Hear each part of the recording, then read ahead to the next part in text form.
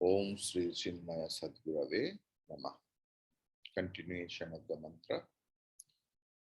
Na bhumirapo na cha vannirasti na cha nilo mesti na cha ambarancha evam viditva paramatma rupam guhashayam nishkalam advitiyam samasta sakshim sadasad vihinam prayati shuddham paramatma rupam.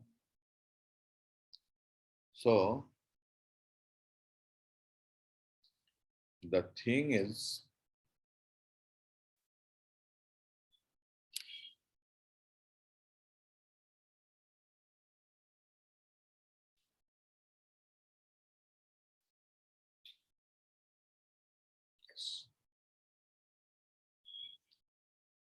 yesterday we saw that space, the subtlest one, is nothing but the concept in our intellect. Now, the thing is, if the intellect is the concept of our intellect, the space is the concept of our intellect. So, unless and until we deduct, we remove the identification with ourselves, with the intellect, means so long as we are identifying with our intellect and functioning through it, we cannot stand apart from the concept of space, or we can't reach a state of complete and absolute silence. Clear? So, sound is the property of space. Yesterday we told, in meditation till the last, sound is a sense disturbance that you can't avoid. I told you the story of the Swami who was going to meditate. Even in Savikalpa Samadhi also, there is sound.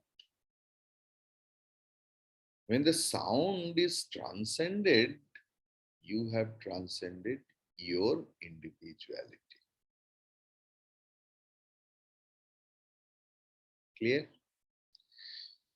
Now, the thing is, one who was transcended the intellect comes to experience and live as the Atma, self.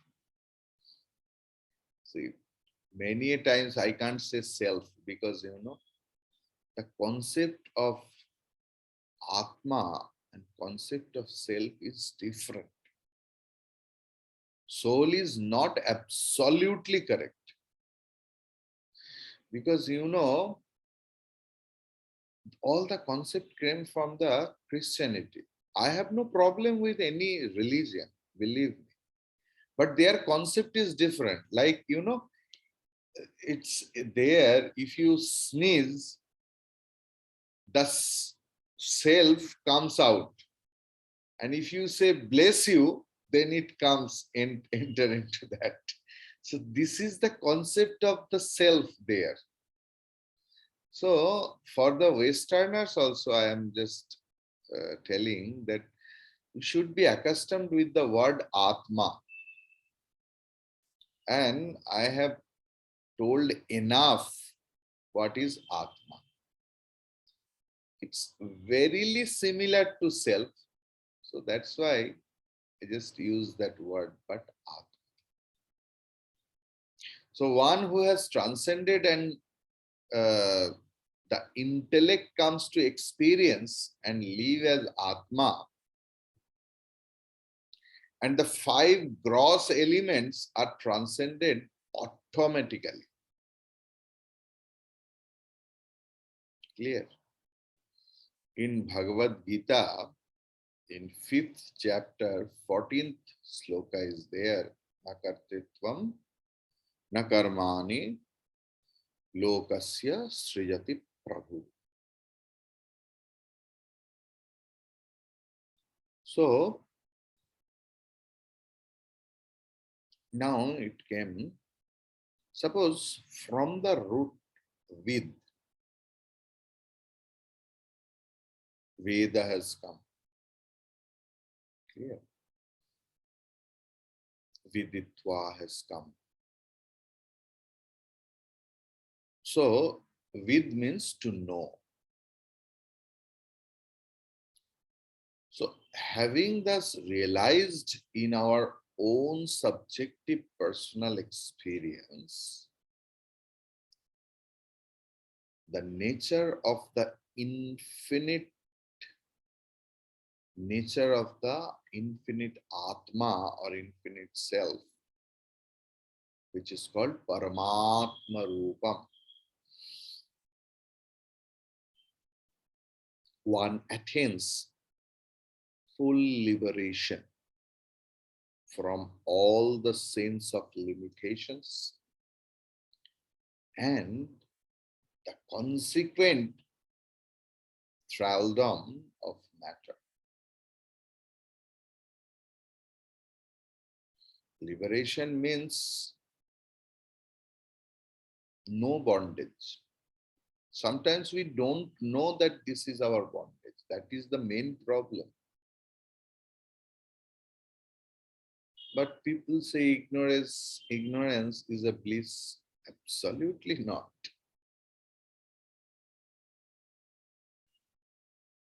We don't know that this mala I wear, it's a bondage. If I don't get it,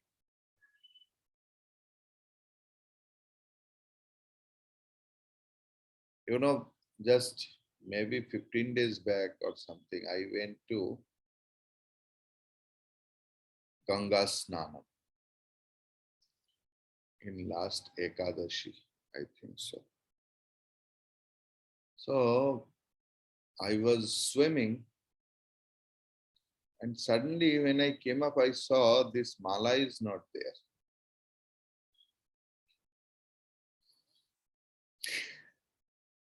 I thought for a second that should I apply Vedanta or should I try to find it out? Because there was just high tide came. And believe me, I just, in the name of Lord, I dipped.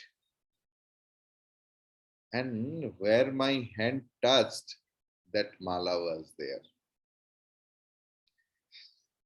So now you can tell that you are attached with this mala also. Yes, somehow, otherwise, why should I find it out? But some attachment is needed.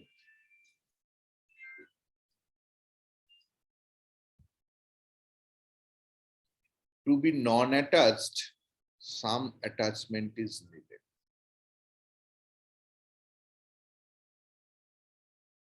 Attachment with the Guru, attachment with the spiritual object, attachment with your own deity, own Ishta. That attachment lead you to liberation. Those bondage is called holy bondage. Loving our own Acharya and getting psychologically and mentally attached with our Guru, our Ishta Devata, our scriptures. It's a holy attachment. That every day I read at least one chapter of Bhagavad Gita. If I don't read, I will not sleep. Or I chant this, and it has become my addiction. Yes, until and unless you reach to the threshold of the liberation, you continue it. Clear?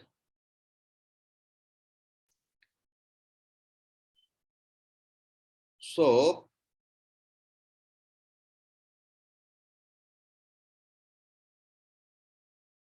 the descriptive phrases that follow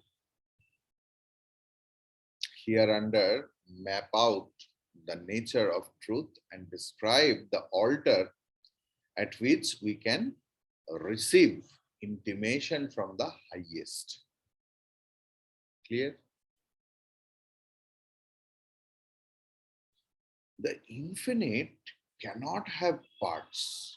If there is parts, it's not infinite.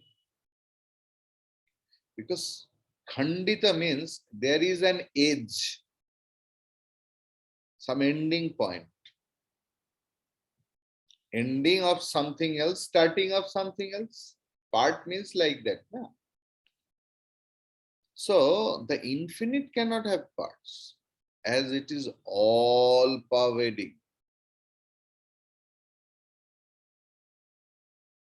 Ananda means ananta. Ananta means vyapta, parivyapta. The limited alone can have parts. You agree? You have to. There is no other way.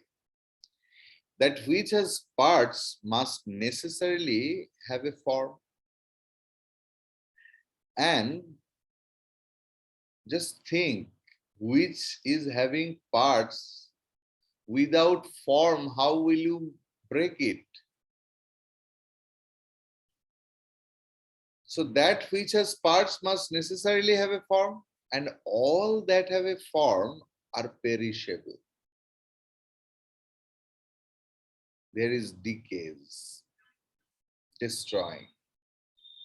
The imperishable and the eternal, therefore, must be unconditioned and all-pervading. Simple logic. If there is anything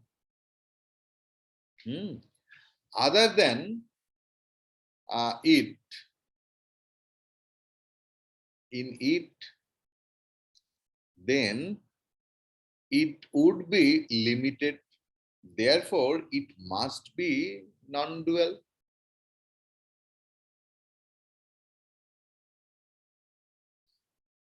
So, unlimited means Advaita. Ananta means Akhandita. So, Advaita. Ananta means Ekam. Ekam also the wrong word, that one. Why one? If I accept one, means there is this possibility of two. It's beyond one. It's only. It's only.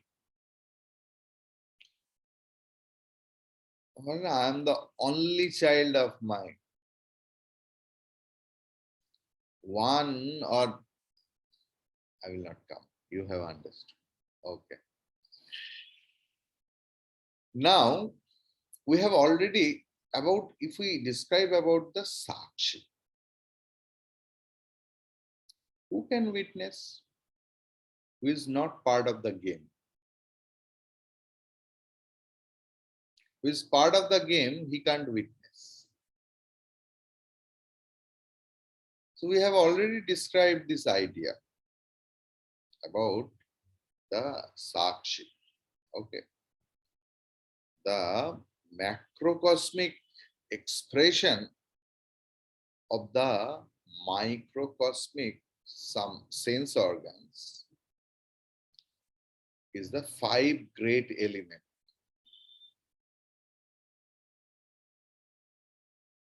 Now, the thing is,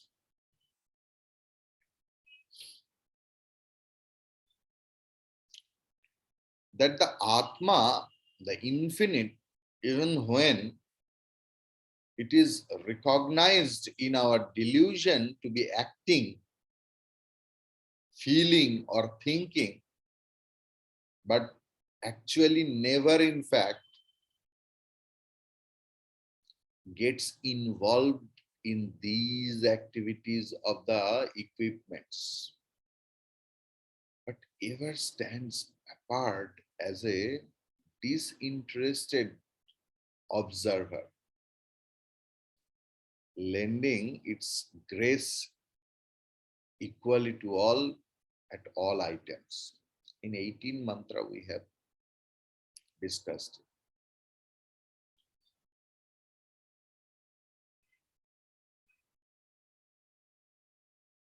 Chaitanya is, that's why everything is, everything functions. So Chaitanya provides its grace to everything else.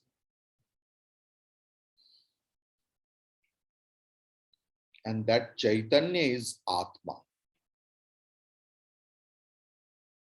And that Atma is Sad Asad Vilakshana, beyond both existence and non-existence.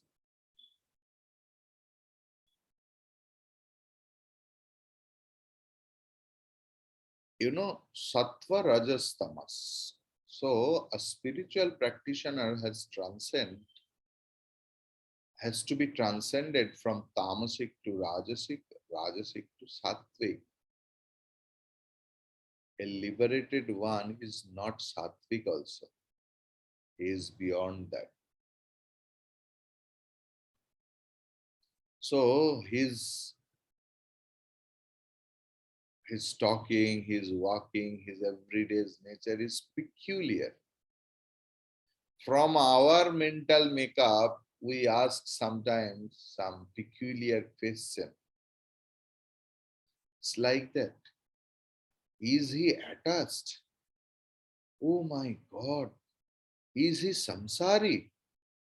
All such, because we are samsari. The samsara is verily there. So any of the acts, if ever match with them, they think that the liberated one is also same as me. In Nyaya, there is one example, that have you seen Nilgai? Someone was going to Gujarat or Kutch, Run of Kutch. No. How he will make him understand? It looks like a cow, but not a cow. So, always we try to give a formation of a character with our own perception.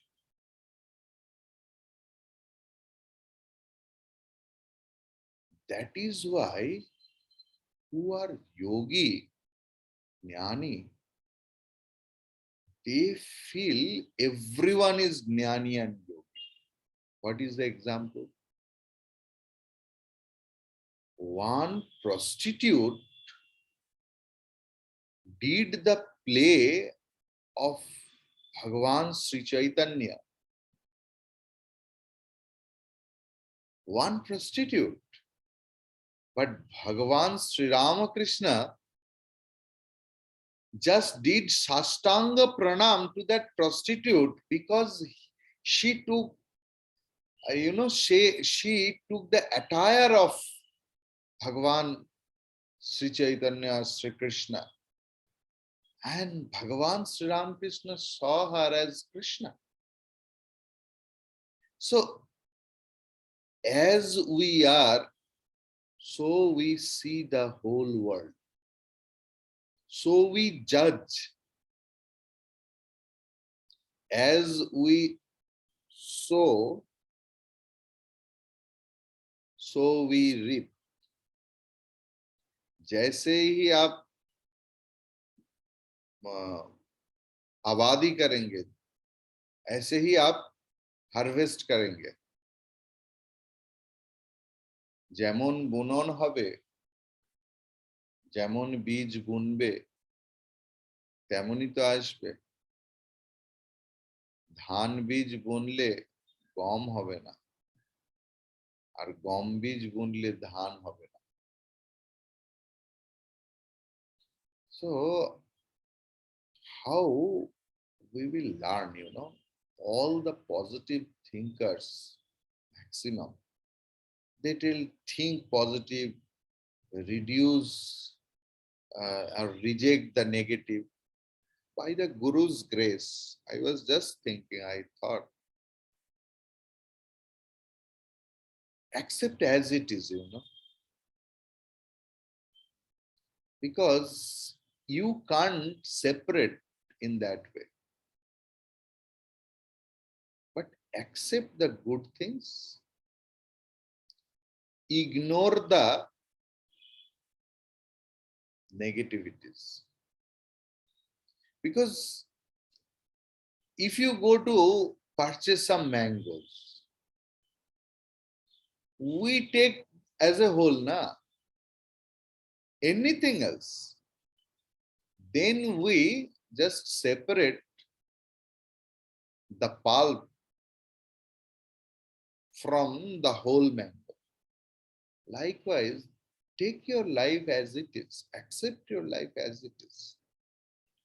Only the positive thing I will take, I will see, I will hear. It's not possible. We live in the society. Here, everything we ought to see, we ought to hear if we don't want also. But what I will assimilate, that depends on my mental makeup. Whenever your mind starts judging about other thing negatively, if it is positive judgment, then it's okay. If any negative judgment comes, stop your mind then and there. And that consciousness is verily needed for a spiritual seeker.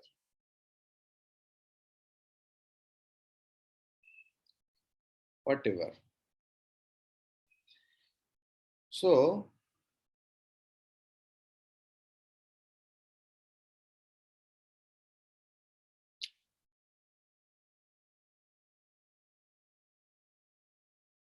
the thing is, there are these two, means Sad and Asad, are the intellectual estimation. The concept of Sat and Asat is the concept, estimation of our intellect.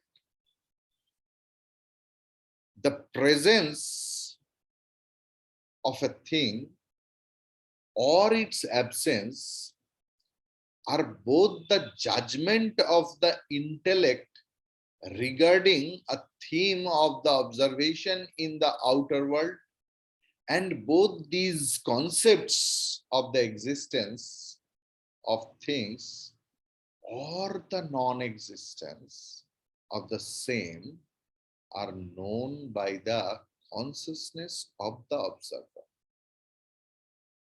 Again, I will repeat. See, such kya hai in our transactional world? What is right and what is wrong? It's verily objective. Because which is right to me, that may be wrong to you. So concept of Sat and Asat, right and wrong, it's just the intellectual estimation according to the mental makeup, according to the training of the intellect. The presence of a thing or its absence are both the judgments of the intellect regarding theme of the observation in the outer world. And both these concepts of the existence of things or the non-existence of the things are known by the consciousness of the observer. Because my intellect is also inert, jada.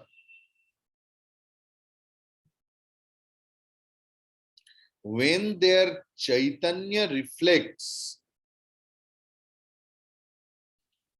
see what happens for the dead person? Means, if a poison is out of date, means reaches the expiry date, that poison also doesn't act as a poison. So when that subtle body, it has some expiry date. Within the date, it acts nicely. Or according to the thing, means it can reflect Chaitanya or consciousness. Because Chaitanya is verily there. Even in the dead body also, Chaitanya is there. So what is missing over there? The reflecting faculty. We are having the reflecting faculty, the Chidakasa, where the Chaitanya gets reflected, and all the organs, gross to subtle, all of them start functioning. Our eyes starts functioning, our nose, our ears, our tongue, our everything. Our mind starts functioning.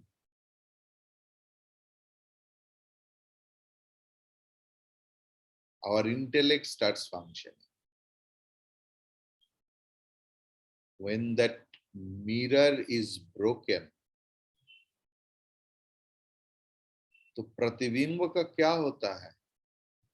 जब आईना टूट जाता है, when mirror is broken, pratibimba goes back to bimba. The reflection goes back to the source. That is the main concept of Advaita Vedanta. People say, everything is Chaitanya, everything is Chaitanya. Yesterday the question came that the rapist and the raped one, both are Atma. How is it possible? You have to understand the concept of the Chaitanya. It's like electricity. The AC, air conditioning machine, is functioning because there is electricity. The room heater is working because there is electricity. Electricity is there, that is why all the gadgets run. Now, how they will function, it depends on their inner equipments. So we have to be conscious enough when to stop it. If the room is too hot, we switch off the room heater or reduce the temper, the regulator. Or the room is too cold, we increase the temperature. Or sometimes we stop it when we are going out. So some trained faculty is there who feels, no, it's enough. I have to switch it off. That is the thing, inside your mind. That is intellect. Who will guide you? Now we have to increase the temperature or decrease the temperature. But electricity has no connection with the gadgets. If the gadgets are not there, electricity is verily there. But without electricity, nothing functions. So without Chaitanya Shakti, we can't function. But if all the functionaries are shut down, Chaitanya is verily there, Atma is verily there. So I hope, because yesterday some question came to me, and I was surprised that for so many days I am teaching Vedanta, and what is the question right now? You have to understand the concept of Atma. Means you have to understand the Atma and Jivatma. Jivatma is the sense of individuality, what we are carrying. I am Divakar Chaitanya. That sense of this temporariness as I, that is Jivatma. That travels from body to body, from loka to loka, not the Atma. Because Atma is tanne jati, tade jati. It's that Atma. Taddure tadvantike. Clear? Hari Om. That will be your meditation.